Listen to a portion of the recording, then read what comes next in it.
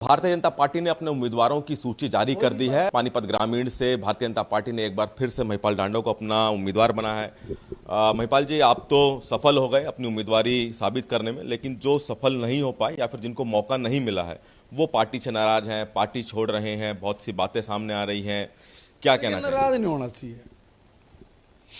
अगर आप कहीं किसी कारण से रह गए तो कोई बात नहीं, अपने आप को फील्ड में जाकर ने और मेहनत करो, और इस बार नहीं तो अगली बार सही।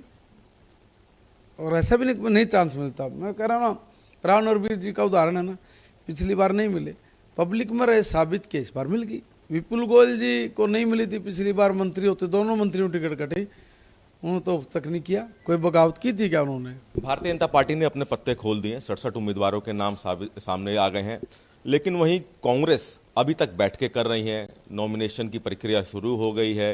क्या कांग्रेस इतना समय ले रही है? क्या भारतीय जनता पार्टी की लिस्ट जो आने के बाद एक बार फिर से अपने उम्मीदवारों को रिव्यू कर रही है, या फिर इंतजार कर रही है जो बीजेपी छोड़ के आ रहे हैं उनको मौका दे? देखो भाई, वो तो वही जाने। और फिर कहाँ वो इतने मजबूत हुए जो न्यू देख रहे हैं कि भाई हमारे किसको उन्होंने गुछना है, किसको हम अपने में लगा के ना चुनाव जीतते हैं, फिर तो वहीं से चुनाव जीतेंगे भी। आम आदमी पार्टी से भी अलायंस की खबरें हैं, माना जा रहा है कि 5 सीटें देने जा रहे हैं। बोल रहे हो तुम लोग ये बात है कि हम तो इतने मजबूत हैं, हम तो सरकार बना रहे, क्यों बोलो फिर ये इसी सी बात?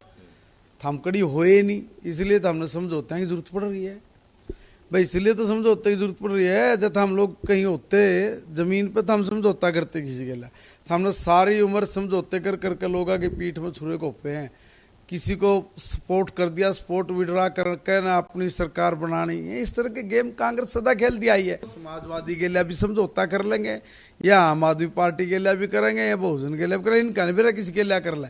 अपनी खाल बचाने के लिए अपने आप को साबित करें, इसके लिए इन लोगों का मामला चला रहता है, इन पर कुछ चिंता। एक आखिरी सवाल की बजरंग पुनिया, विनेश फोगाट दिल्ली के जंतर मंतर पे कई दिनों तक धरने पे बैठे रहे, अब कांग्रेस में शामिल होने जा रहे हैं।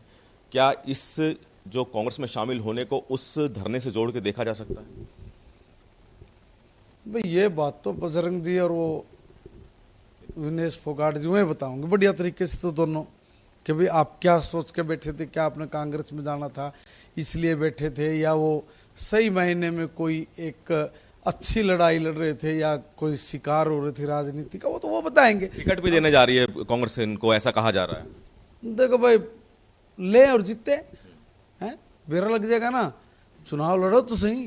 तो महिपाल ढांडा की तरफ से ये कहा जा रहा है कि जिन लोगों को भारतीय जनता पार्टी का टिकट नहीं मिला है उनको इस तरह से निराश होने की जरूरत नहीं है, वे सब्र करें, जनता के बीच जाएं, अगली बार फिर से मौका मिल सकता है। तो वहीं बजरंग पुनिया, विनेश फोगाट को लेकर भी इन्होंने कहा है कि जो धरने पर बैठे थे उनका क्या मकसद था वो वही जानते हैं, लेकिन अगर चुनाव में आते हैं तो जीतें और जीतकर दिखाएं, और साथ ही साथ जनता के बीच में भी रहना बहुत जरूरी है।